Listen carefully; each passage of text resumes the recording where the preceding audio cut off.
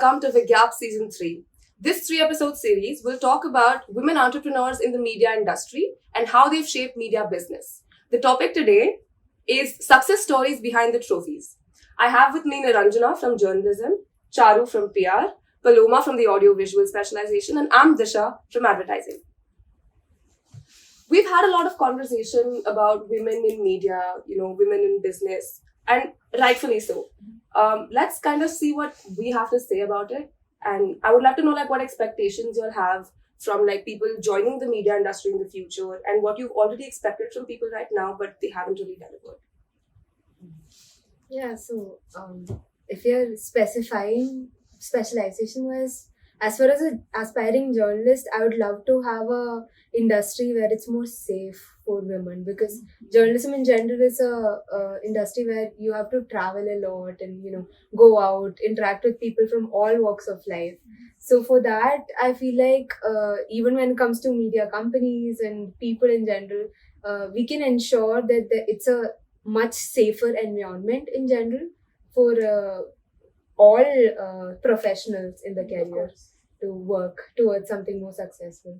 Well, I think I've been quite privileged enough, and I think we come from privileged places when we do not have experiences that really discriminate against you basis your gender. And I think that is really something that I'm thankful for. People I've met may have had different experiences and, on account of different perspectives for that. But I also think everything should be looked at from a very rational lens. That rationality should be the core of any decision, policy decisions, essentially in media, that should be upheld. And I think that, because a lot of times what happens is, if people are going against somebody, or let's say a woman for instance, what we see is that people often code it with a philosophy that, oh, you're a feminist, that's why Exactly. things like that happen. But I think what should rather contrast to that is, if you bring rationality to the table, if women want something, it should be weighed on to rationality. And if men do not want women to do something, again, that should also be weighed on the basis of rationality. Right. So we have something to justify all policy decisions essentially for the media industry here. Agree. It's the power of basically why and why not. If yes, then why. If no, then why not. I think that's very important to ask these questions. What about you? So I think being taken seriously is very important. I had this one experience where I did a one-day shoot with a very huge crew. That was my first shoot with a professional huge crew. And about more than 90% of the crew people were men. And I was there as a direction intern.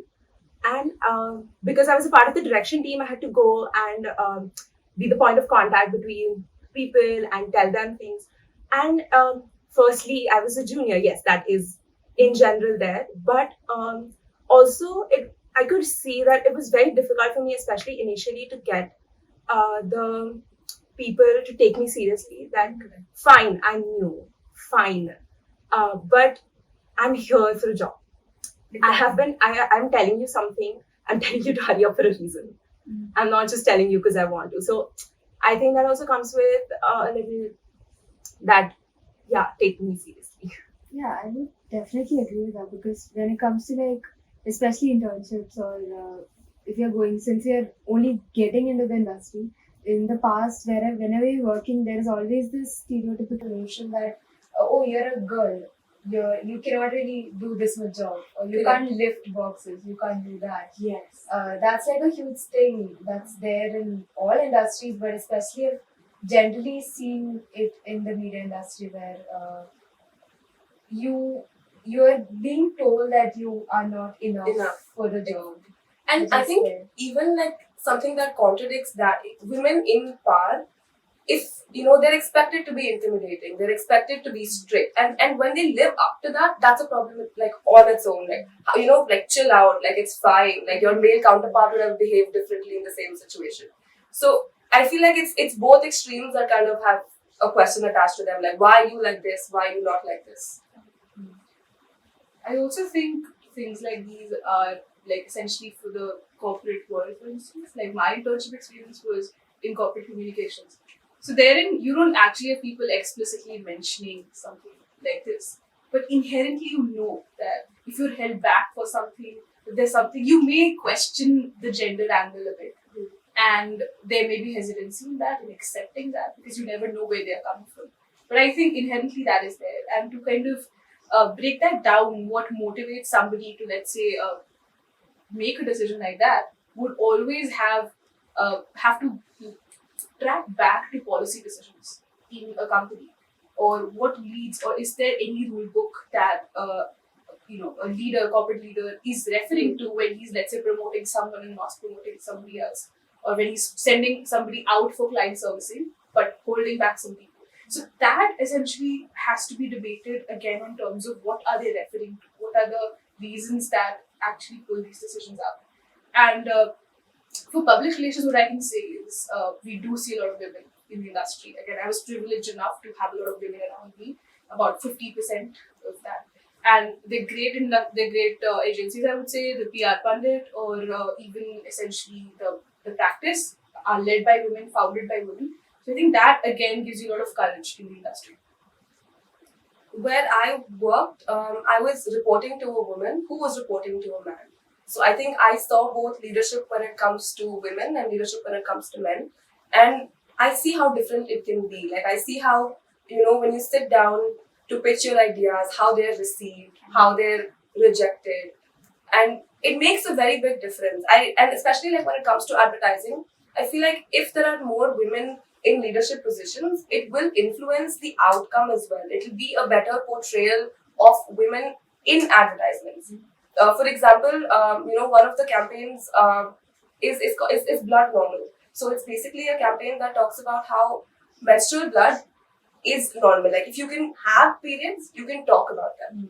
And it depicted menstrual blood as it would have been in real life, instead of doing the normal blue or like using water. Like, it actually depicted how it would look in real life, and it was received with so much more positivity than expected. Of course, it got its backlashes, but I think women in charge are women making change. Exactly. I think that comes through in films as well.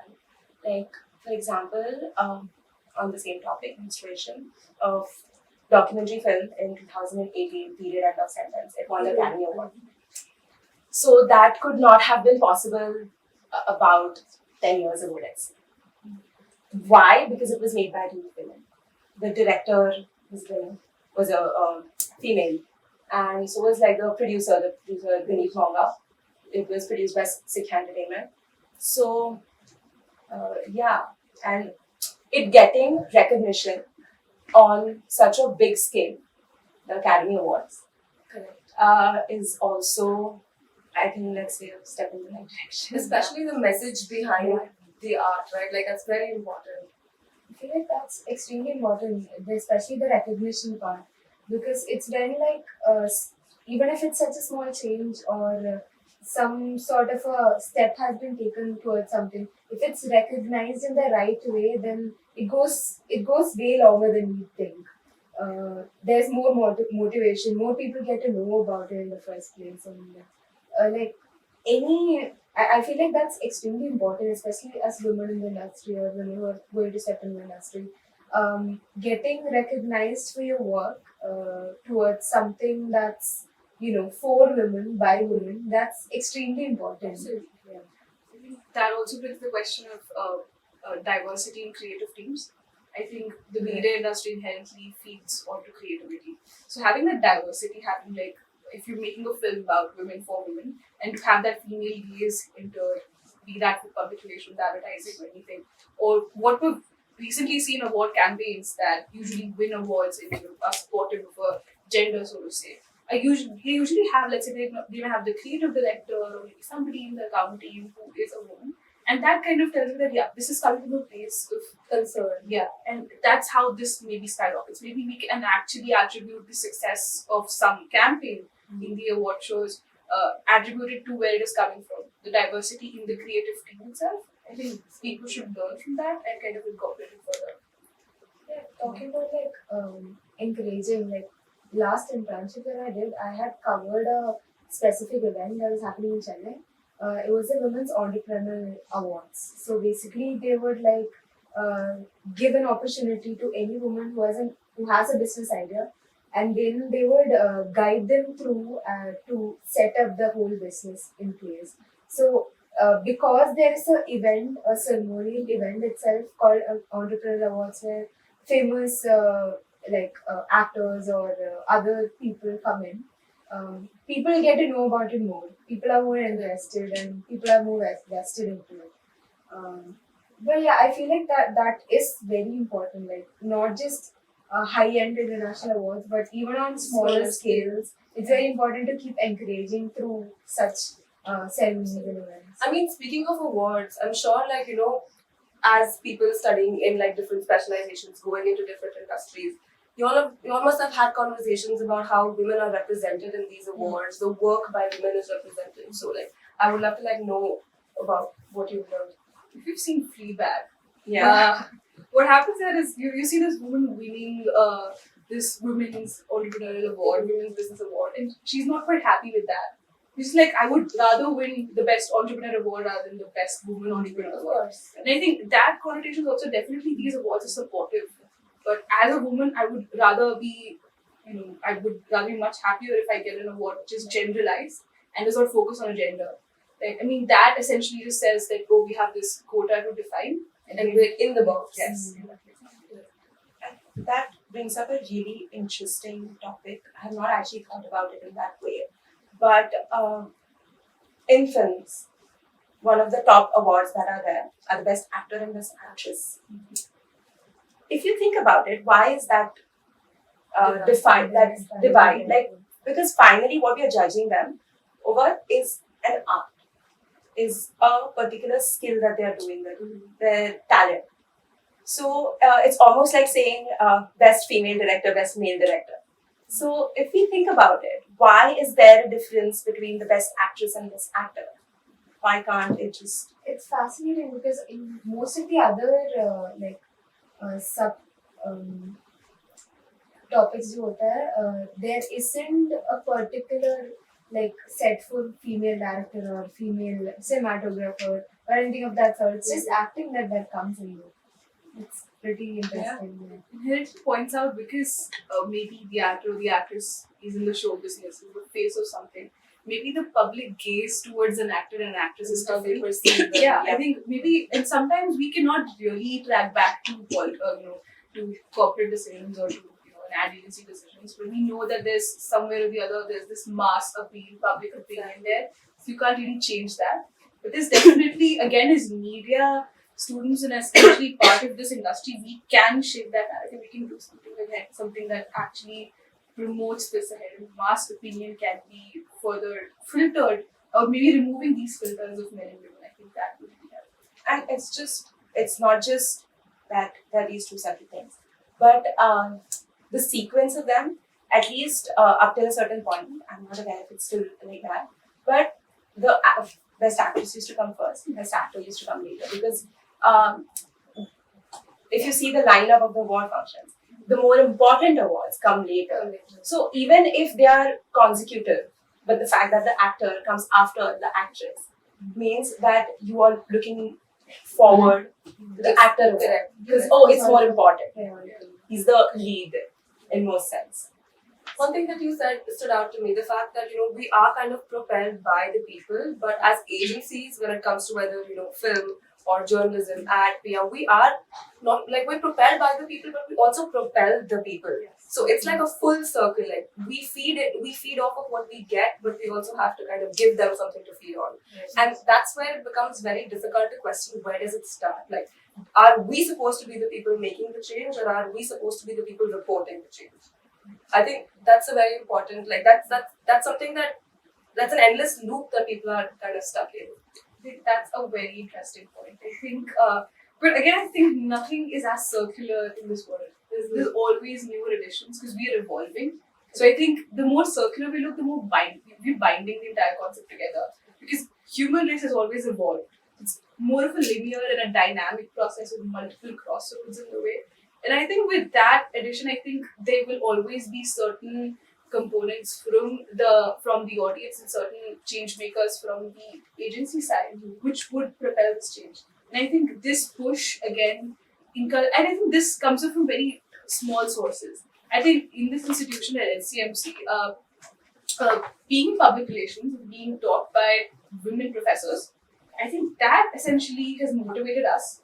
And I think that has also enabled me to think that yes, my career in PR is going to be, it's going to get better with this because I can see people who put me the subject, who educate in that subject, teaching me would shape my opinion in a very different way.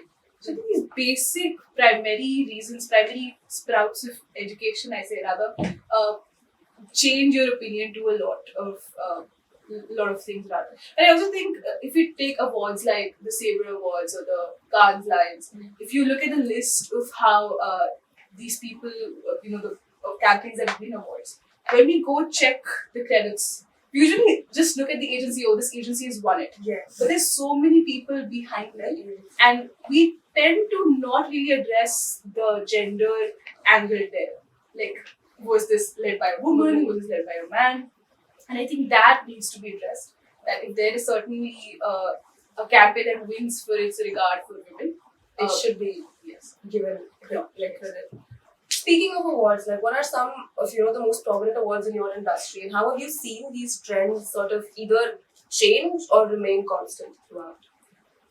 So I think two most, like when you say awards in the film industry, two names come to my mind immediately. Academy Awards, obviously, but then in terms of India, Filmfare. It has been the, if not the oldest, one of the oldest. It started in 1954, if I'm not wrong. And because for the longest time, it was one of the only awards that was there. It was so prestigious. Like, as a child, I remember waiting. That night used to be celebrated like the World Cup. Everyone used to watch it at home together because it was such a huge thing. And personally, it feels really sad to see it kind of the downfall of these the commercialized aspect of this award functions. But even when we compare previous the entertainment bits that were there, you would see a lot of sexist jokes, sexist remarks. I mean, there was this entire part in one of the Filmfare Awards. I remember where two lead actors dressed up as women, Yes. and did this entire segment. And you feel like now, if they do it, we know much better to know that this is not okay. And at that point, because that platform was so huge, especially at that time, it was such a huge platform. Everyone watched those award functions. And it used to, so it's like the film industry has such a huge impact that not only just through their films, but also the entertainment that they perform in the award functions, you leave an impact on the audience's brains. Of So course. I think this is one aspect that we don't think about that much. Like, of course, we think about what kind of narratives are shown in our films. But even in our industry's entertainment sections, this is also such a big thing. I think that brings us back to the whole conversation about the underlying sexism that's there in the industry. Like, especially, like, we don't even realize in such big events or big shows like that there is some sort of commentary that's very impactful against the gender that's there. I feel like that is one of the root things that brings up this whole conversation in the first place. The whole underlying sexism that's there in the whole industry. I think it's also the content you consume as a child. I think that essentially makes a lot of difference. And if you look at award shows and the kind of image they leave onto you, essentially filmfare, because I think as kids, you're not really pushed towards ad or PR or journalism award shows, but rather films. And when you look at them, you kind of generalize stereotypes, prejudices, and that kind of develops, I think, into mass opinion, which again Absolutely. affects award shows like, let's say, the Cannes or the Sabre Awards or the journalism awards as well. And I think that again, this entire linear proposition of how everybody is affected by people who win awards, because ultimately they become your role models. So these awards push you to a place of power, and again, this is how role models become who they are. And this essentially is also something that sets narratives for what's right, what's wrong. Because if you see a role model supporting something, you would definitely pull towards it. Doing it yourself, Yes. exactly. Yeah, so we talked about the awards in the film industry, the Filmfare, the Academy Awards, and like they have a certain mass appeal, and so like you guys could also relate with the stories that I was telling.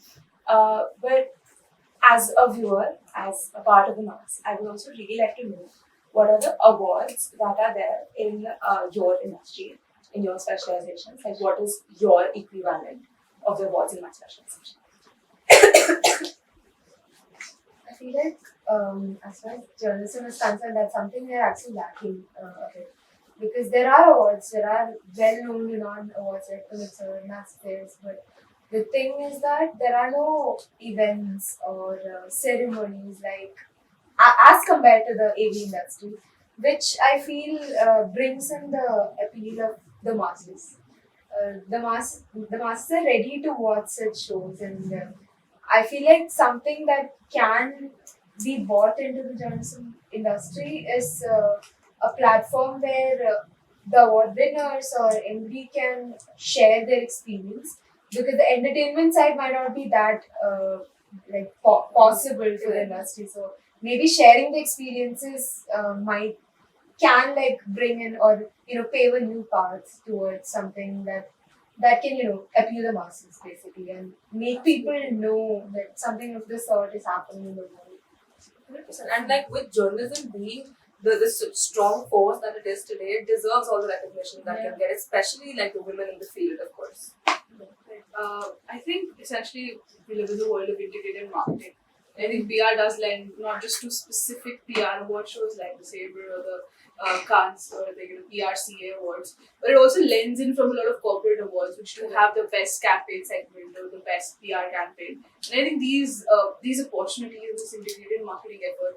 I also think journalism lends a lot of support and credibility to PR campaigns. So I think even that should be, should feature in essentially any marketing or any corporate awards segment as well. So I think that again is a push towards a world where we recognize efforts of each specialization towards any good campaign. So to speak. Because ultimately, like all of this is media. It's like that's your. It's just not you. It's not like all of us make up media, and people need to start recognizing the fact that like it's not just film or it's not just ad. It's everything that makes up what the masses see. It makes up what the masses learn. Speaking of integrated marketing, for example, like the DNAD awards, the Cannes awards, all of them are shared a lot. Like a lot of the people who win these awards are shared by the PR industry as well as the ad industry. So there's a lot of shared work that goes on. The same ad piece could win a PR award as well. So I think the fact that the medias are also sort of the sectors of media is also integrating so much and coming together so much speaks a lot. That's true. I think essentially also with PR or ad filmmaking, a lot of awards are celebrated for their, a lot of winners are celebrated for the cinematography or the aspects of film that are shine into that. And I think that again does put forth an opportunity for award shows and essentially also to celebrate women in every field for that matter. Speaking of celebrating women in the field, I would love to know some campaigns that were started by agencies or work in the journalism industry as well as obviously the film industry and the women behind them, because I think it's time we put them on the pedestal that they deserve. Yeah, actually, the previous point we were talking about that really comes in here. The topic of each specialization being, a support system for each other, because there is this very famous. It's famous right now because of the AV department as well. There is a women-led, Dalit-led newspaper called Khabar Lahraya. So basically, it's one of the first kind, and it got famous worldwide because of a film that was made, and that particular film was shortlisted for the Oscars. It's called Writing with Fire. So that again brings in the whole thing of e-specialization being a support system support system for each other. And again, how award ceremonies are inspiring, more and more people to come forward and forge their works in general. Because uh, something like Khabar Lahariya is was not something that journalists of a particular community could think about a few years back. But now it has reached to a amazing level because it started way back. It's been quite a while since it started, but with the support of other means of media, it has gotten to a international level, which could not have been imagined a few years back. Absolutely. I think, as individuals from the media industry, we should really uh, be thankful to this hyper globalized world that gives opportunities to these hyper local projects, hyper local campaigns, and essentially that should definitely be celebrated because they bring at its core this a work that's made up by a lot of people, irrespective of gender, different communities, everybody's coming together to make something so huge. And I think essentially that is why it's a bit difficult to track women behind awards, essentially in PR, because usually the awards go to an agency and they do have rolled on credits about who's done what and everything, but I always look at it as a collaborated effort. So it's both men and women working towards something that makes it worthwhile. So I think again there agencies do take up the take the forefront there. But we also have a lot of women-led agencies in public relations. So we do have the PR pundit, we do have the practice, and they've been working for years and years, like 24 years plus of work that has amounted to it. A lot of our students from our college have actually interned there. They think that and they believe in the ethos and the values that they've enshrined there. But it takes a lot of hard work to kind of build these businesses by women, essentially. Because it is such a difficult industry, like on its own itself, like PR as an industry, you have so many challenges to navigate through. Being a woman on top of that does make a difference, and when there are women winning these awards for the work that they've put in, like it means that they deserve all the more of that recognition. I mean, when it comes to like, go ahead. Yeah. So no, I was just adding on to when there's a even like in our industry, production houses, when they're led by women, you see a drastic shift in the kind of stories that are told. And it as a female aspiring filmmaker, it is so refreshing to watch this. Like for example, uh, Eternal Sunshine Productions, Arya Bhatt's production house. They recently made a film called Darlings, Yes. which is about domestic violence. And the kind of angle that they took, it's the filmmaker, the director is also a woman. And the kind of angle that they have taken, it got a lot of recognition on the Filmfare OTT Awards, and it won a significant number of awards this year as well. So the kind of angle that they took, the layers that they gave to all of the female characters, of course, even the male characters had a lot of layers. And it, as a woman, it feels very, you feel a little heard, seen, heard, yes. But also as a filmmaker, you realize that the spectrum of where you can work, what you can work with is so huge.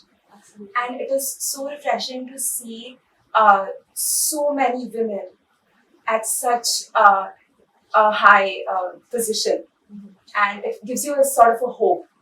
And I think that's also why it is really important to remember the awards and the recognition that is given to these projects and count them as a step in the right direction. Even the recent Oscar that was given to Elephant Whiskers, Guneet Monga, again, Sikha Entertainment. So again, such an Indian woman at such a huge point in this industry. It gives you a lot of hope. And I think it drives the generation in the right direction. I do strongly support that because when it comes to sensitive issues that are being, when women go through something or any community for that matter go through something, they themselves are the best voice to speak about it. Absolutely. Yeah. So when it comes to so for example, there's a journalist called Arifa Johari. She won the Chameli Devi Awards last year. So She has been working on female genital mutilation for a very long time now.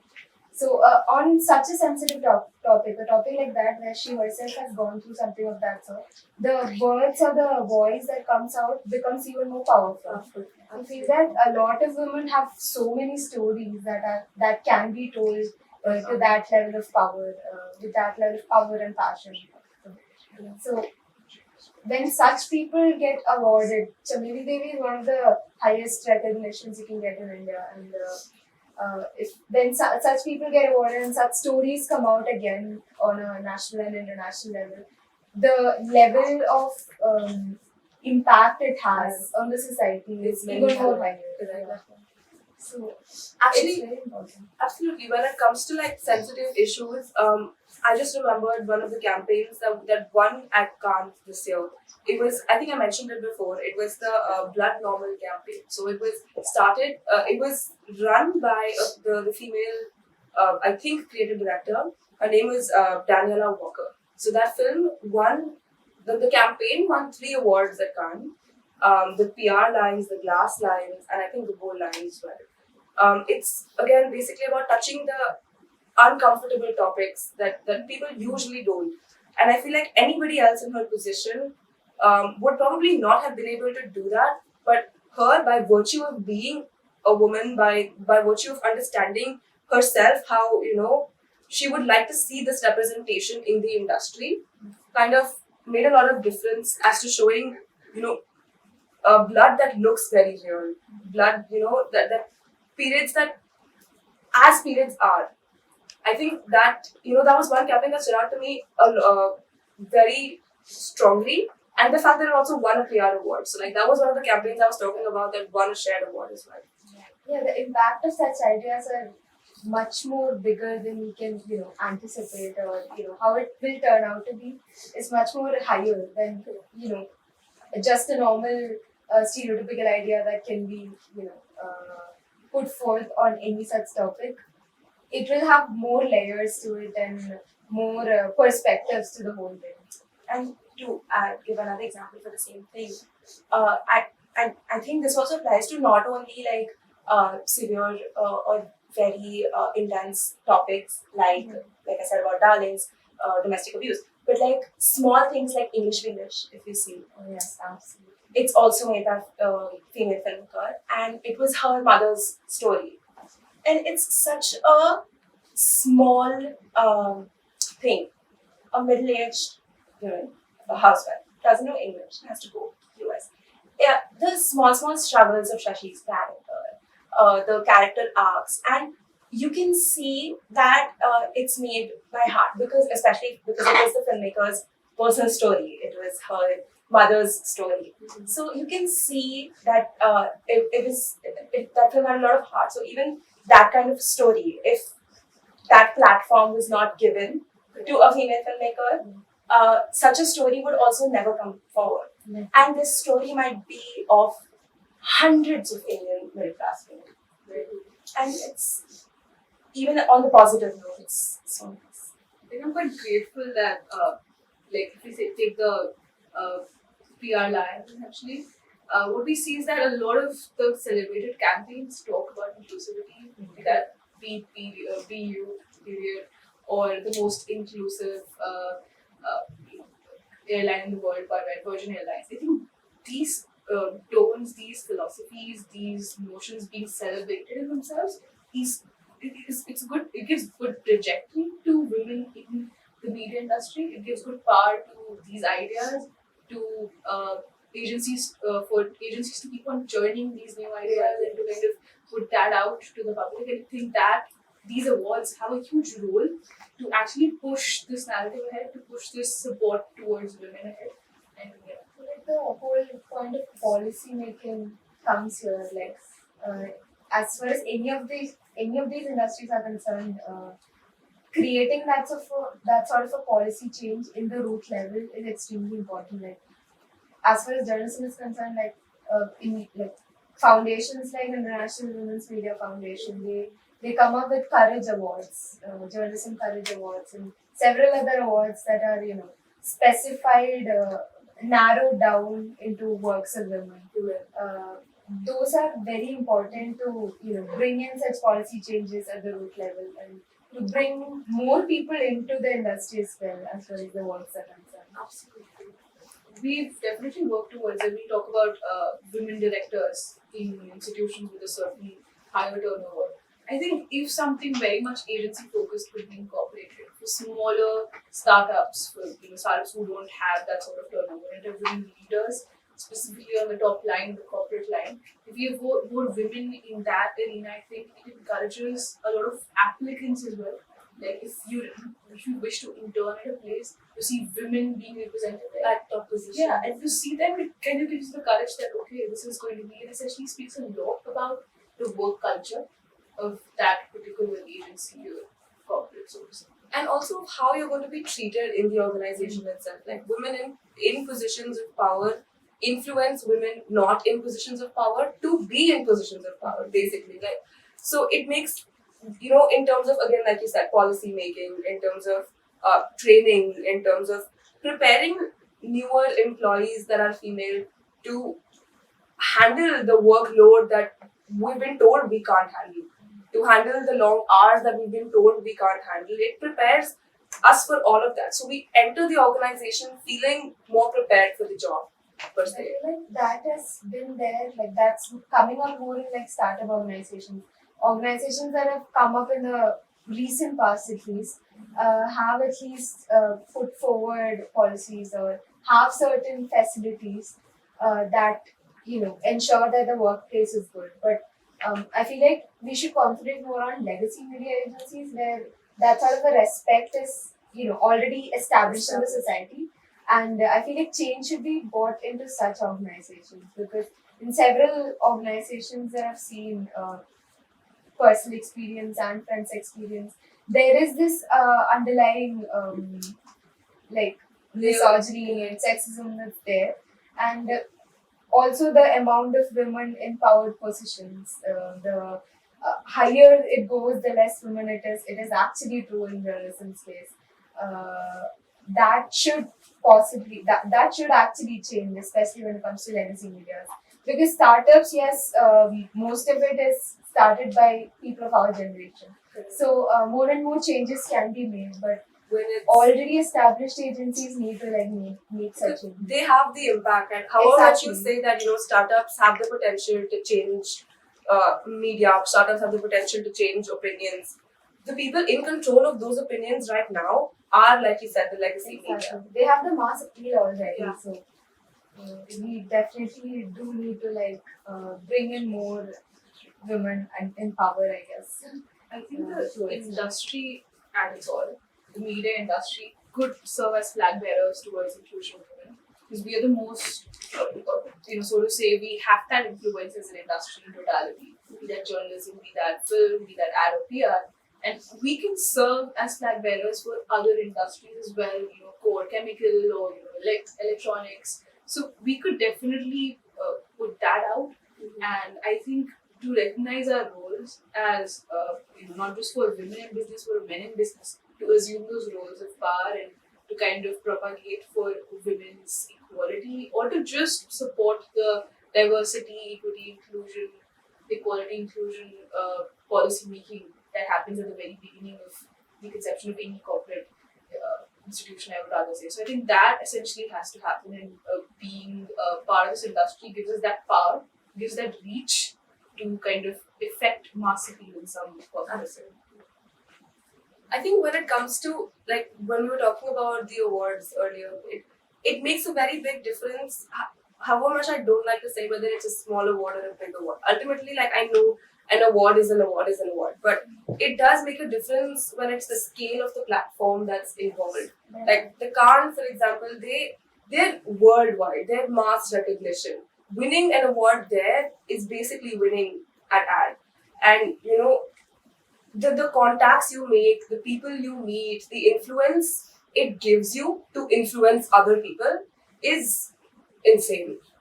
So I think the strength or the gravity at which the platforms are placed right now have the potential to change public opinion.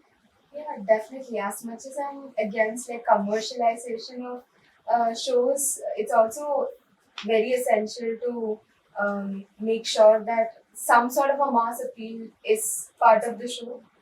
Any ceremony for that matter, any event for that matter, because as far as the masses are concerned, the more entertaining or appealing it is to them, the more impactful it will be.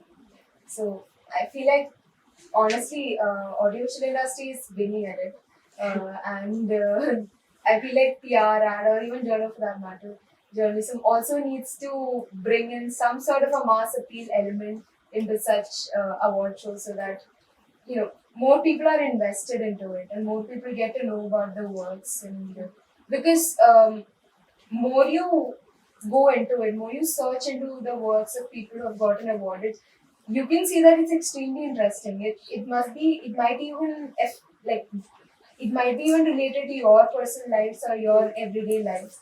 But you never get to know about it because there's no extreme mass appeal for the whole award ceremony. Yeah. What are, I mean, speaking of women in power, speaking of women winning awards, I would love to hear, some names from y'all. The women that you look up to, the women that you've heard recently win awards, the women behind the campaigns, the women behind the film. Um, I think we talk about said this PR pundit or the practice to have Archana Jain or to have also Nandita Lakshmi. To have these people kind of institute and these people didn't start today. They started like 24 years ago, 998, and that was again the time when we just hit liberalization. People were still accepting certain norms essentially about gender equality in the workforce. And I think for them to be the flag bearers for women in PR in India is essentially a huge thing. And for them to establish their names, to win Kans, for twice for the practice, I would say, and for them to institute that is a huge feat. And I don't think it's a day's work or it's a year's work. These people have been working very hard.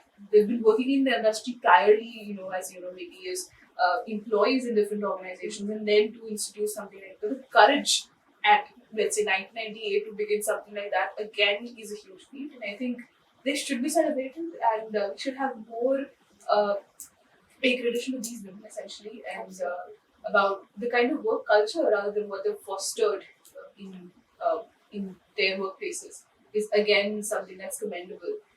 Having heard first-hand experiences from both of these organizations, from my friends, what I realize is that there is definitely a mark, there's definitely a benchmark they've set for a lot of other firms as well. Yeah, I think I've mentioned Alika Johari Yes. before too. I felt like her work came from a very personal experience, from a very personal angle, and the more personal it is, sometimes it's even more powerful. Like, it's a very balanced out equation. The more powerful it is, the more personal it might be. So, I am strongly a fan of her work. Even though like hers is a very narrow down work, she's done a commendable job in it. And also Laharaya, that I cover Laharaya. Kavita Bundelkhandi is one of the founders, and she herself coming from the village, and being able to put forth an organization of its own, and to make it to a level of being shortlisted for Oscars after a movie was made on it. That's like extremely commendable work and impactful work. And in a country like India, something of that sort was necessary because of all the caste-based differences and all sorts of names that we're hearing. That sort of organization is extremely necessary. And yeah, definitely these two names are some of the best women I know in the industry right now. And some people that I genuinely do like look up to. I think there are so many types of professions in the film industry itself, and there are so many names that come to our mind. Right from, like I've already mentioned a couple of times, Gurit Monga, coming from a non-film background. She borrowed money from her neighbor to make her first film, to winning 2 Oscars for documentaries that she has produced, making multiple well-recognized fictional films under her production house.